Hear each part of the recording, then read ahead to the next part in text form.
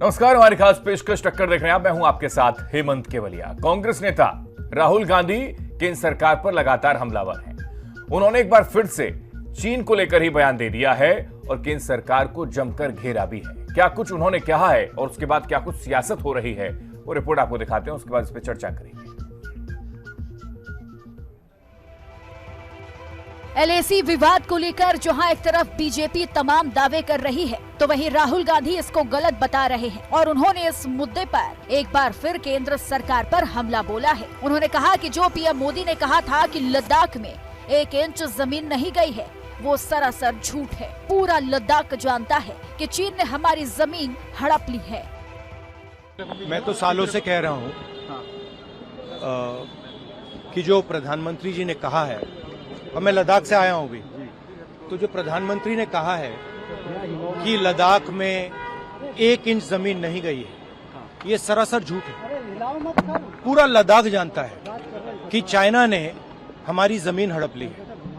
तो ये मैप की बात तो बड़ी गंभीर है, मगर इन्होंने जमीन तो ले ली है, तो उसके बारे में भी प्रधानमंत्री को कुछ कहना चाहिए।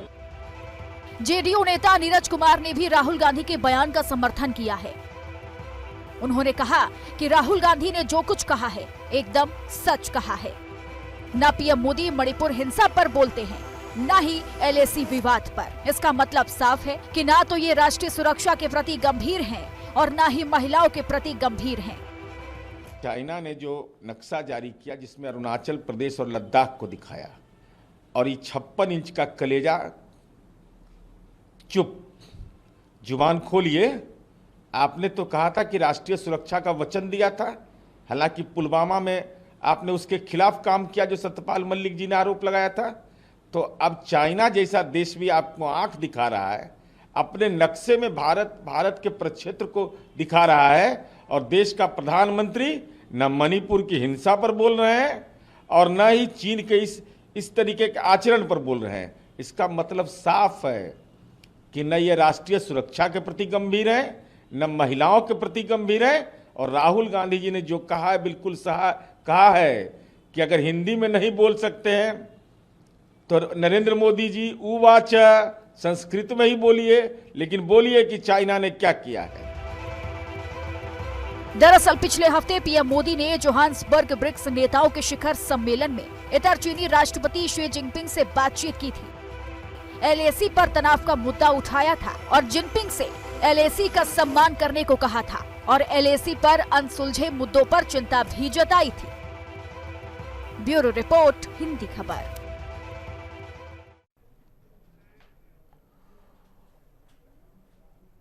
तो भारत चीन सीमा विवाद जो है वो थमने का नाम नहीं ले रहा, और इस बीच राहुल गांधी बार बार आकर यह जिक्र करते हैं कि एलएसी को लेकर क्या एक्चुअल पोजीशन है वो बताएं। देश के प्रधानमंत्री चुप क्यों होते हैं, क्योंकि मैप को लेकर एक बार फिर से सिरदर्द बढ़ चुका है। देवेंद्र त्यागी जी बीजेपी के नेता हमारे साथ हैं, बहुत स्वागत सर आपका। अंशुल त्रिवेदी जी इसी पर चर्चा करने के लिए प्रवक्ता कांग्रेस पार्टी से हमारे साथ हैं। अंशुल जी आपका स्वागत है। पूर्व कर्नल टीपी त्यागी जी रक्षा विशेषज्ञ हमारे साथ जुड़ गए हैं, बहुत स्वागत सर आपका। और संजीव श्रीवास्तव जी हमारे साथ हैं, विदेश मामलों के जानकार हैं। सबसे पहले शुरुआत देवेंद्र त्यागी जी आप ही से कर रहा हूं। एक बार फिर से राहुल गांधी की ओर से जिक्र किया गया और ये फिर कहा गया कि आखिर लद्दाख जानता है, पूरा लद्दाख जानता है कि क्या स्थिति बनी हुई है सीमा पर। चीन ने हमारी सीमा को हड़पा है और लगातार वो कोशिशें कर रहा है, लेकिन चुप है देश के प्रधानमंत्री। राष्ट्रीय सुरक्षा को लेकर चिंता नहीं उनको। देखिए हेमंत जी, सबसे पहले मैं आपके खबर चैनल के माध्यम से जी पूरे देशवासियों को इस बात की बधाई देता हूं कि चंद्रयान 3 ने बहुत सफलतापूर्वक हमारे चंद्रमा पर पहुंचने का काम किया है, और इसमें विश्व का, पूरे विश्व में भारत का मान सम्मान बढ़ाने का काम किया है। और ये देन है देश के यशस्वी प्रधानमंत्री आदरणीय मोदी जी के सोच की, विचारधारा की और भारतीय जनता पार्टी। लेकिन इसके लिए बधाई के पात्र है देश के वैज्ञानिक, बधाई का पात्र है सारा देश, और ये देश के गौरव की और सम्मान की बात। अभी मैं आता हूँ लद्दाख की सीमा के ऊपर, चीन की बात करता हूँ। देखिए मैं बिल्कुल स्पष्ट कह देना चाहता हूँ कि नरेंद्र मोदी जी के कार्यकाल में, भारतीय जनता पार्टी के कार्यकाल में, और पूरे भारत की जो विश्व में ख्याति बनी है, ये पूरे भारतवर्ष के लिए गर्व की बात है, इसमें कोई शक नहीं। सरकारें पहले भी रही है, देश सबने चलाया है, अपने अपने स्तर से काम किया है, कांग्रेस के लोग भी रहे हैं, लेकिन जो स्थिति आज विदेशों में भारत की है वो कभी नहीं सर, रही। मैं चीन पर पूछ रहा हूँ, आप सीमा, भारत सीमा चीन विवाद पर और पूछ रहा हूँ। आपको मैं इनको मैं एक बात और बता देना चाहता हूँ कि पूर्ववर्ती सरकारों में विदेश में हमारी क्या पहुंच थी, क्या समझ थी। ठीक है सर, मैं उस पर, मेरा सवाल सर उस पर है देवेंद्र जी, जो कहा गया राहुल गांधी की ओर से और फिर जो चीन की ओर से जारी किया गया मैप जिसमें अरुणाचल प्रदेश और लद्दाख का जिक्र हो रहा है, तो उसको किस तरीके से समझा जाए और जनता में मैसेज क्या जाए कि क्या वाकई राष्ट्रीय सुरक्षा को लेकर चुप है देश के प्रधानमंत्री? बीजेपी इस पर क्यों पर्दा डालने का काम कर रही है, जैसा राहुल गांधी की ओर से कहा गया?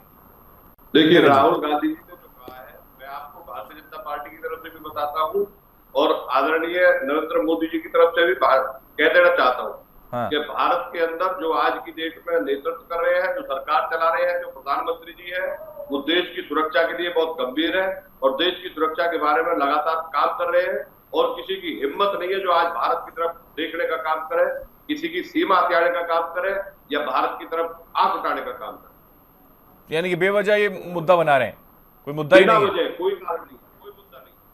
ठीक, अंशुल त्रिवेदी जी, कोई मुद्दा है नहीं राहुल गांधी के पास, चीन को लेकर खड़ा कर देते हैं। शी जिनपिंग से अनौपचारिक मुलाकात भी हुई और वहां पर एलएसी में लगातार जो तनाव बना हुआ है उसको कम करने को लेकर बातचीत भी हुई।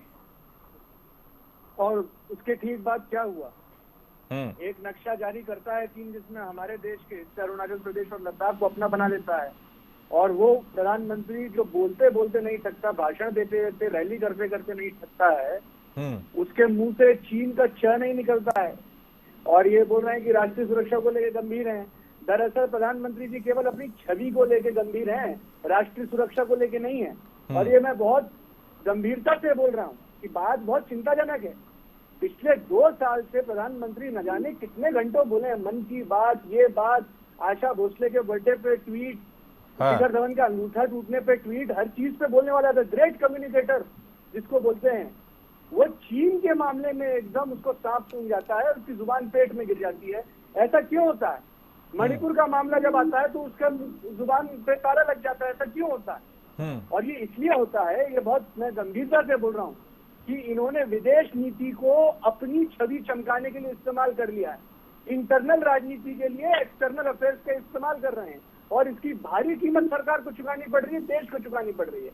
इसका मैं आपको एक उदाहरण देना चाहता हूँ। पता नहीं वो कौन महामूर्ख था जिसने बोल दिया कि जाके आप ट्रंप का कैंपेन करें अमेरिका में, जाके आप अमेरिका में बोलते हैं अब की बार ट्रंप की सरकार, उनके इंटरनल मैटर में आप साइड लेते हैं, उसके बाद जीत गए बाइडेन, आज उसकी कीमत भारत को चुकानी पड़ रही है। और कहने को बस डंका बज रहा है, डंका बज रहा है तो आप जो मैच है उसमें माफी मंगाई है चीन को, वो तो करना नहीं है, केवल अपनी छवि बनाने के लिए मीडिया मैनेजमेंट के जरिए देश को और देश की सुरक्षा को ये लोग एक बहुत गंभीर चोट पहुंचा रहे हैं। और इसमें बीजेपी का कहना है वो तो रूटीन प्रोसेस है, जो मैप जारी किया गया वो प्रोसेस हर साल का रहता है चीन की ओर से, वो चीन का। ठीक, बिल्कुल, ओके, मैं अब लौट रहा हूँ अंशुल जी, इस पर मैं जवाब लूंगा देवेंद्र जी से। मैं लौट रहा हूँ आपके पास। संजीव श्रीवास्तव, हाँ कर दीजिए सर, कर दीजिए कि हमारे जो फॉरेन मिनिस्टर हैं, हाँ जयशंकर जी, हाँ, उनसे स्मिता प्रकाश जी ने एक इंटरव्यू में पूछा एएनआई में कि आप चीन को क्यों नहीं बोलते, बात तो हुई थी लाल आंख दिखाने की, तो बोला अरे वो बहुत बड़ी अर्थव्यवस्था है, उसको हम कैसे बोलेंगे, आपको प्रैक्टिकल होना चाहिए। मतलब इनके हिसाब से भारत में वो शक्ति नहीं है कि वो चीन को कुछ बोल सके। मैं उनको याद दिलाना चाहता हूँ कि भारत ने गांधी पैदा किया था, जिसने ब्रिटिश साम्राज्य जिसका सूरज नहीं डूबता था उसको एक धोती पहन के निपटा दिया था। ठीक है, ठीक है सर, फिर वो 1962 का जिक्र कर देंगे, फिर वो फिर कांग्रेस को बुरा लगेगा, फिर 1962 का जिक्र होना शुरू हो जाएगा, फिर वो 1962 वाला भारत नहीं है और वो 1962 वाला चीन नहीं है। ठीक सर, मैं अब लौट रहा हूँ, अब आ रहा हूँ अंशुल जी आपके पास। कर्नल टीपी त्यागी जी, बिल्कुल मैं आ रहा हूँ सर, मैं इसका जवाब लूंगा देवेंद्र जी से इसका जवाब जरूर लूंगा। कर्नल टीपी त्यागी जी हमारे साथ हैं, रक्षा विशेषज्ञ हैं। कर्नल साहब, क्या लगता है ये जो स्थिति वर्तमान में निकलकर सामने आ रही है और बार बार राहुल गांधी की ओर से ये जिक्र किया जा रहा है और फिर वो मैप जारी हो जाना, ये क्या इशारा करता है कि क्या वाकई राष्ट्रीय सुरक्षा को लेकर वर्तमान की गवर्नमेंट नहीं संजीदा है? देखिए, मैप को लेकर जरा भी चिंता करने की आवश्यकता नहीं है। कारण 2012 में चीन का एक राजदूत हिंदुस्तान आया और वो अरुणाचल प्रदेश में गया और उसने कहा कि अरुणाचल प्रदेश हमारा है, साउथ तिब्बत है, और उसने उसका एक नाम भी रख दिया।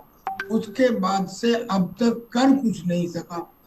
उसने आज नहीं, एक बार नहीं, कई बार, एक अखबार में नहीं कई अखबारों में चीन ने ये छापा कि हम आने वाले समय में 5 युद्ध लड़ेंगे, उनमें से एक युद्ध अरुणाचल प्रदेश के लिए यानी कि साउथ तिब्बत के लिए होगा। वो युद्ध आज तक तो दिखाई नहीं दिया। लिहाजा चीन का ये हर साल होने वाला कार्यक्रम से कोई फर्क पड़ने वाला है, इसका कोई मीनिंग नहीं है। हम भी अपने नक्शे में बीजिंग को हिंदुस्तान का दिखा देते हैं तो क्या हिंदुस्तान का हो जाएगा? तो लिहाजा ये बात तो यहाँ खत्म हुई। अब दूसरी बात कि चीन घुसा बैठा है हिंदुस्तान की सीमा में। जो भी व्यक्ति ये बात कह रहा है वो ना तो नरेंद्र मोदी का नुकसान कर रहा है, ना बीजेपी का नुकसान कर रहा है, बल्कि खुद अपने पैरों में कुल्हाड़ी मार रहा है, क्योंकि वो सेना का अपमान कर रहा है। और सेना बीजेपी की भी नहीं है, सेना पूरे देश की है, इसमें वो भी शामिल है। अगर चीन घुसा बैठा है तो क्या हिंदुस्तान की सेना, इसका मतलब ये हो गया कि सो रही है? नहीं, इनको ये दरअसल में तमीज नहीं, मैं गलत शब्द कह रहा हूँ, इनको इस बारे में जानकारी नहीं है। 3500 किलोमीटर लंबी जो हमारी सीमा है उसमें चूंकि वो डिफाइंड नहीं है, लिहाजा बहुत सारे ऐसे फ्रिक्शन पॉइंट हैं जिसमें लाइन, हमारा परसेप्शन और चाइना का परसेप्शन डिफरेंट है। और ऐसे करीब करीब 60 से ज्यादा पॉइंट में 20 से ज्यादा ऐसे पॉइंट हैं जो एक्टिव है। जो एक्टिव पॉइंट है उसमें से 90% सुलझा लिए गए हैं। जो 1-2 बचे हैं उसमें ये कहना कि हमको पेट्रोलिंग करने से रोक दिया, इसका ये मतलब नहीं है कि चाइना हिंदुस्तान में घुस आया। पेट्रोलिंग करने से रोकने का मतलब बफर पॉइंट पे होता है। पेट्रोलिंग नहीं, लेकिन कर्नल साहब कई दौर की मीटिंग्स भी हुई, फिर वो कहते हैं कई दौर की मीटिंग्स भी हो रही हैं, लेकिन कोई हल भी नहीं निकलकर सामने आ रहा है। तो देखिए सर, ये बिल्कुल क्लियर है, कई दौर की मीटिंग हुई। अब इनको ये समझाना पड़ेगा, अगर इन्होंने 24 घंटे भी किसी ग्राउंड बंकर में बिताए होते जब आर्टिलरी शेलिंग हो रही है, तभी न ये बात अपने आप समझ में आ जाती। जो मीटिंग हुई है वो किस लिए हुई है? मीटिंग हुई है कि डिसएंगेजमेंट खत्म किया जाए, यानी कि आमने सामने जो सोल्जर खड़े हैं पता नहीं कब चिंगारी से लग जाए, लिहाजा डिसएंगेजमेंट कम करो। दूसरा, डी एस्केलेशन करो, यानी कि अब जो कुछ है कम से कम उसमें और ज्यादा फौज ना बढ़ाओ, या कोई ऐसा इंफ्रास्ट्रक्चर जो दूसरे को तकलीफ देता हो उसको ना बढ़ाओ, तो that is called D escalation. तो वो जो मीटिंग है वो डिसएंगेजमेंट और डिसएस्केलेशन के लिए है, वो इसलिए नहीं है तो तुमने हमारी जमीन के ऊपर कब्जा कर लिया है। 1 इंच जमीन के ऊपर कब्जा नहीं है, सिर्फ पेट्रोलिंग पॉइंट का पॉइंट है। और यानी कि आपका ये कहना है चीन की ये चाल जो नापाक तरीके से होती है कई मर्तबा, वही स्थिति है मैप के जरिए निकलकर सामने आई, लेकिन चीन की नापाक चाल को टूल बनाने की कोशिश विपक्षियों की ओर से की जाती है। अंशुल जी, इस पर आप जवाब जरूर दीजिएगा, लेकिन संजीव जी को भी मैं जोड़ लूं एक बार, उनसे और कमेंट ले लूं। पहला, संजीव जी, क्या लगता है सर, राष्ट्रीय सुरक्षा का मुद्दा और इस गंभीर मुद्दे को लेकर केवल राजनीति नजर आती है, या फिर वाकई ऐसी स्थिति है जिसको लेकर संजीदगी के साथ राहुल गांधी बार बार कह रहे हैं कि भाई बार बार बोल रहा हूं और एक बार फिर ये साबित हो गया मैप के जरिए? हेमंत जी, देखिए, सबसे पहले तो ये कहूंगा कि ये बहुत ही दुर्भाग्यपूर्ण है कि राष्ट्रीय सुरक्षा का जो विषय इतना गंभीर विषय है और भारत और चाइना के जो संबंधों की बात है, चाइना को की चुनौती को डील करने के लिए जब पूरी दुनिया अपने आप को तैयार कर रही है, भारत भी अपनी तैयारियां कर रहा है, ऐसे में इस विषय पर एक तरह की राजनीति की जा रही है। एक दूसरे के ऊपर जो है आरोप प्रत्यारोप अपने घर के अंदर ही लगाए जा रहे हैं। ये बेहद दुर्भाग्यपूर्ण है। ऐसा करने से विपक्षी दलों को बचना होगा। सबसे पहले मैं ये कहना चाहता हूँ। दूसरा, जहां तक इस तरीके की जब बातें की जाती हैं, जब इस तरीके के सवाल उठाए जाते हैं, तो ये हमारी सेना के जवानों का भी, हमारे अधिकारियों का भी वो मनोबल और उत्साह को घटाने के लिए जिम्मेदार हो सकते हैं और उससे भी हमें बचना चाहिए। मैं कर्नल टीपी त्यागी सर से बिल्कुल सहमत हूँ। हमारे विपक्षी दलों की जिम्मेदारी है कि हमारी जो सेनाओं का जो उत्साह है, उनका आत्मविश्वास है, उसको बनाए रखें। ये तो आप देखिए हेमंत जी कि हमारी जो सेनाओं ने कितना शानदार तरीके का प्रदर्शन किया है कि चाहे वो डोकलाम का 2017 का विवाद रहा हो, चाहे वो गलवान का टकराव रहा हो, हमारी सेनाओं ने चाइना को मुंहतोड़ जवाब दिया। और जो चाइना जो है जब पैगांग त्सो में जब वो घुस आया तो उस पर हमारी सेनाओं ने एक सदन पैगांग त्सो में एक स्पेशल ऑपरेशन चलाते हुए वहां की चोटियों पर हमने कब्जा कर लिया था। और चाइना को जो है पूरे इस सिचुएशन की वजह से वो भारी दबाव में आ गया था। और जब बातचीत की जो प्रक्रिया जो आपने जैसा चर्चा की कि चल रही है, तो एक इसी बातचीत की प्रक्रिया में चाइना को वहां से पैगांग त्सो से हटना पड़ा, पीछे हटना पड़ा। उसके पहले डोकलाम में मैं याद दिलाना चाहूंगा कि हमारी सेनाओं ने अपने संकल्प, साहस, वीरता का अदम्य प्रदर्शन करते हुए, शानदार प्रदर्शन करते हुए डोकलाम में चाइना के साथ 73 दिनों का eye ball to eye ball confrontation किया था। और उस समय चाइना की सेनाओं को अपने रोड कंस्ट्रक्शन की एक्टिविटीज को डोकलाम में बंद करना पड़ा था। तभी जाकर के भारत की सेनाएं पीछे हटी थी। और जहां तक जो अन्य विषय हैं, टेमचौक का विषय है, डेप्सन का विषय है, मैं बहुत इतिहास में नहीं जाना चाहता, मैं 1962 वगैरह में नहीं जाना चाहता, क्योंकि उसका ऐसा करने से जाहिर है कि एक हमारी पूरी सेनाओं को, राष्ट्र के मनोबल पर असर पड़ता है। लेकिन मैं ये अवश्य कहूंगा कि हमारी सेनाओं का जो मनोबल है उसको बनाए रखना और उनको सम्मान देना और उनको उनकी कंट्रीब्यूशन को रिकॉग्नाइज करना, इसके ये सभी दलों की जिम्मेदारी बनती है। और इसके ऊपर राजनीति बिल्कुल भी नहीं होनी चाहिए। कहीं से भी कोई जमीन नहीं ली गई है। और चाइना के साथ हमने बहुत ही स्पष्ट रूप से कह दिया है कि चाइना जब तक सीमा पर विवाद के जो विषय हैं, जो इनकर्जन की स्थितियां वो क्रिएट करता है, जब तक उसके ऊपर वो जेन्युइन कंक्रीट स्टेप्स लेकर के नहीं दिखाएगा, भारत और चाइना के संबंध सामान्य नहीं होने वाले।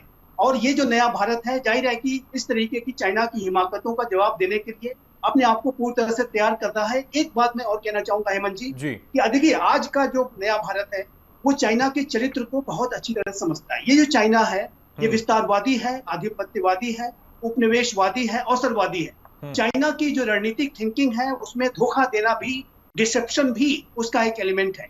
इस चाइना के साथ जो है शक्ति के साथ ही डील किया जा सकता है। चाइना शक्ति की भाषा समझता है। यदि आप उसे ताकत की भाषा से बात करेंगे तो आपसे वो ठीक से बात करेगा, लेकिन जहां अपनी वो आप कमजोरियां दिखाने की कुछ दिखाएंगे वहां पर आपको एक्सप्लॉइट करने से नहीं चूकेगा। ऐसे में हमारे जो विपक्षी दल हैं उनकी भी जिम्मेदारी बनती है कि वो भारत के अंदर जो है छिद्रान्वेषण न करें, अनेक तरीके की आलोचनाओं और चीन को ताकत देते हैं। उनके ये बयान, उनके एलिगेशन चीन को ताकत देते हैं, आपका ये कहने का मतलब है। जी ठीक है, अंशुल जी क्या कहेंगे सर? अब सारी चीजें स्पष्ट हो गई, मुझे लगता है कि अब भी कोई इस पर जवाब देना पड़ेगा। अंशुल जी। हाँ, जवाब तो आजकल विपक्षी देता है, पर मैं एक एक करके दूंगा। देखिए, ये जो मैप जारी किया है उसका परिपेक्ष क्या है, किस कॉन्टेक्स्ट में जारी किया गया है? हवा में जारी नहीं किया गया है। ये ब्रिक्स सम्मेलन हुआ। ब्रिक्स सम्मेलन में क्या हुआ?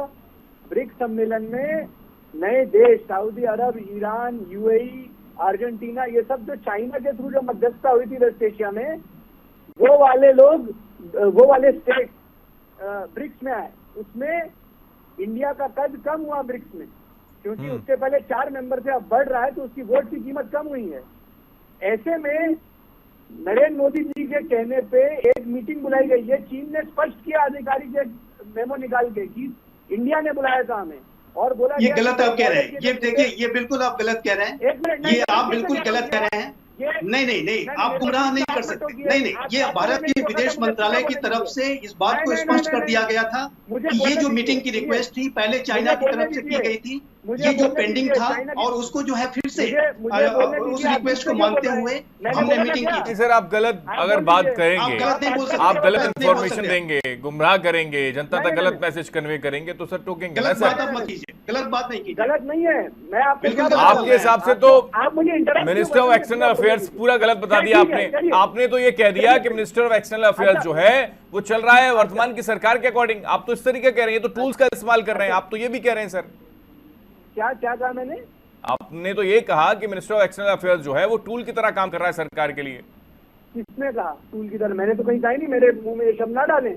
मैंने कहा था कि उनका वक्तव्य है कि हमारी आर्थिक स्थिति ऐसी नहीं है कि हम चीन के साथ प्रैक्टिकली डील ना करें या ज्यादा अग्रेसिव हो जाए। ये आपको ANI पे क्लिप मिल जाएगी, तो इस पे आप ना बोलें। दूसरी बात जो मैं बोल रहा हूँ कि ब्रिक्स समिट के बाद जब ये बात हुई कि बॉर्डर के मुद्दों पे बात हुई है प्रधानमंत्री और शी जिनपिंग के बीच में, उसके बाद ये मैप आया है।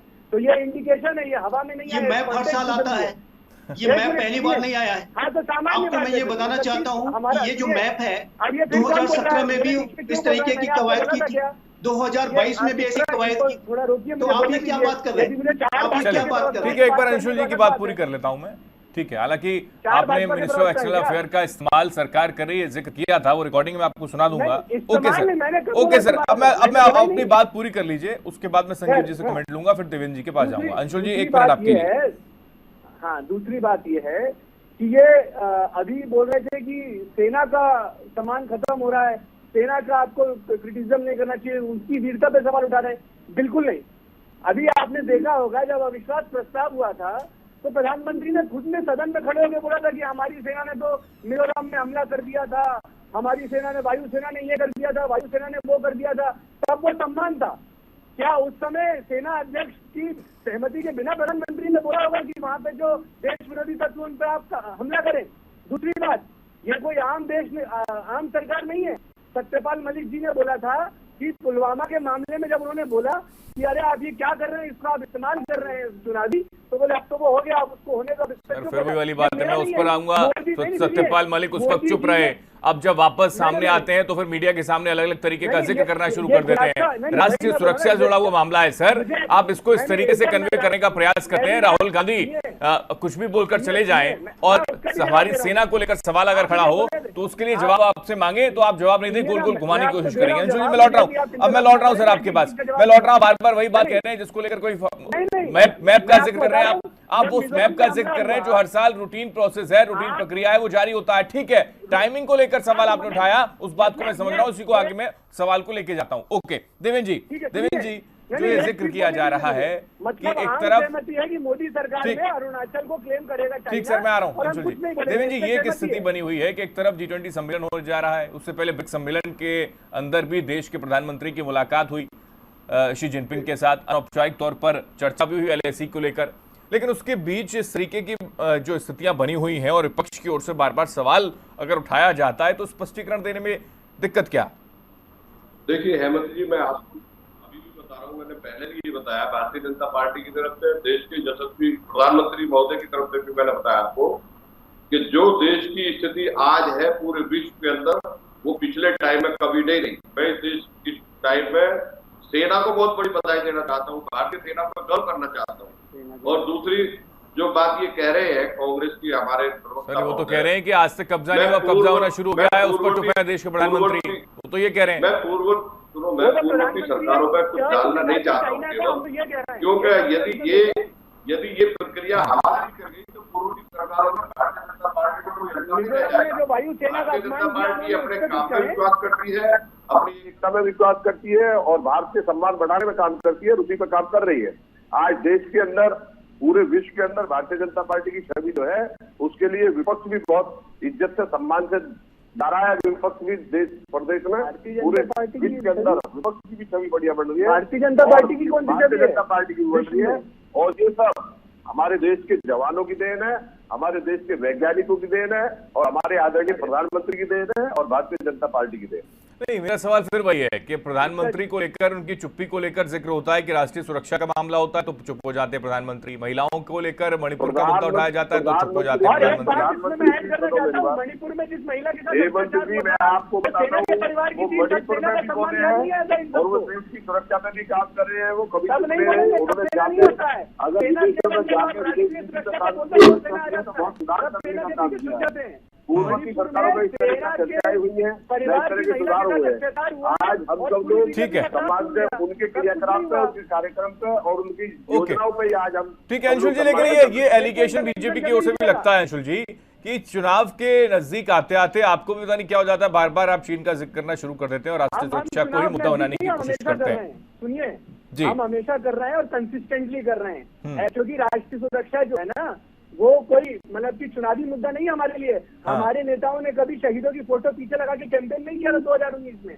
खैर, दूसरी बात मैं बोलना चाहता हूँ, जब आरजी गए थे नेशनल प्रेस क्लब यूएसए में, उनसे पूछा था आपको मालूम है यूएसए और रूस के क्या अभी तक रिश्ते हैं। उसमें राहुल गांधी जी से पूछा था कि यदि आपकी सरकार होती देश में तो रूस पर आप क्या रुख अख्तियार करते। तब स्टेटमेंटली जवाब दिया था राहुल गांधी जी ने कि हो सकता है कि अमेरिका में लोगों को बुरा लगे, अमेरिका की सरकार को बुरा लगे, लेकिन भारत सरकार आज जो कर रही है रूस के साथ, जो उसके रिश्ते हैं, कांग्रेस सरकार भी वही रिश्ते निभाती, वही अप्रोच लेती। तो स्टेट्समैन जो होता है वो सबसे पहले सच बोलता है। यहाँ तो मीडिया मैनेजमेंट की बात है। मेरे को एक जुमला याद आता है, नेपोलियन वापस जिंदा हुए जब नेपोलियन, तो वो एक बार बाइडेन से मिलने गए। बाइडेन ने उन्हें अपनी आर्मी दिखाई, उसने बोला कि यदि मेरे पास आर्मी होती तुम्हारी जैसी तो मैं कभी वाटरलू नहीं हारता। उसके बाद वो इजराइल गए, वहां पे मोसाद से मिले। ठीक सर, तो मोसाद ओके अंशुल जी, ठीक है। मैं आखिरी एक सवाल संजीव जी से ले लूं। संजीव जी, ठीक सर, संजीव जी, ठीक सर, वक्त नहीं है प्लीज मेरे पास। संजीव जी, मेरा सवाल ये है कि एक तरफ G20 सम्मेलन होने जा रहा है जहां पर शी जिनपिंग पहुंचेंगे, ऐसी संभावना है, दूसरी तरफ इस तरीके का जिक्र और फिर वो मैप जारी होना, ये किस तरीके से इन सारी चीजों को मैनेज किया जाए और समझा जाए? देखिए हेमंत जी, चाइना का जो व्यवहार है वो पूरे विश्व के लिए एक चिंता का कारण है, चिंता का सबब है। जैसा कि मैंने कहा कि चाइना एक विस्तारवादी राष्ट्र है, अवसरवादी है। शी जिनपिंग के नेतृत्व में वो अति महत्वाकांक्षी हो चुका है। ये जो मैप जारी किया चाइना ने है, इसमें ये इनका एक रूटीन अफेयर है, ये मैप वगैरह लगातार जारी करते हैं। और ऐसे एक इसमें जो ताइवान को भी उन्होंने साउथ चाइना सी के जो क्षेत्रों को लगातार अपने में दिखाया है। और इसके पहले भी 2017 में 2021 में आई थिंक ये चाइना की तरफ से इस तरीके की कवायदे की गई थी कि वो अरुणाचल प्रदेश के तमाम क्षेत्रों को उसने नाम भी बदल दिए थे। लेकिन चाइना की इन जो गतिविधियों का भारत के ऊपर कोई असर नहीं पड़ने वाला। आज का जो नया भारत है वो चाइना के साथ डील करने के लिए पूरी तरह से तैयार है। भारत अपने मिलिट्री डिप्लॉयमेंट्स के माध्यम से भी, भारत अपने बॉर्डर एरियाज के इंफ्रास्ट्रक्चर डेवलपमेंट प्रोग्राम को भी टाइम बाउंड मैनर में तेज गति से आगे बढ़ा करके और इंटरनेशनल कोलैबोरेशन को गहरा करके अपनी पोजीशन ऑफ स्ट्रेंथ को सशक्त और मजबूत में अगर समझा जाए कि चीन के भारत चीन सीमा विवाद को लेकर मुद्दा जो है बनाने की कोशिश जो है वो विपक्षी पार्टियों की ओर से की जा रही है और उसको लेकर स्थितियां तो कुछ अलग हैं और कुछ और बताने की कोशिश की जा रही है। बहुत शुक्रिया सभी मेहमानों को हमारे साथ जुड़ने के लिए। चर्चा का विराम देना होगा, वक्त की कमी है। संजीव जी बहुत शुक्रिया आपका हमारे साथ जुड़िए, अंशुल जी आपका बहुत शुक्रिया, टीपी त्यागी जी आपका बहुत शुक्रिया, कन्ना साहब और देवेंद्र जी आपका बहुत शुक्रिया हमारे साथ चर्चा में जुड़ने के लिए। कुल मिलाकर राहुल गांधी की ओर से एक बार फिर से कह दिया गया है कि स्थितियां जो पहले बनी हुई थी वही हैं, यानी कि इसको लेकर देश के प्रधानमंत्री चुप हैं, उनको इस पर स्पष्टीकरण देना चाहिए, अपनी चुप्पी तोड़नी चाहिए। लेकिन वहीं बीजेपी की ओर से साफ तौर पर यह जिक्र किया जा रहा है कि ना 1 इंच जमीन गई है चीन के पास, ना जाएगी। इसको लेकर मजबूती के साथ हमारे सैनिक सीमा पर तैनात हैं। इसी के साथ टक्कर में इतना ही। देश दुनिया की तमाम खबरों के लिए आप देखते रहेंगे खबर। नमस्कार।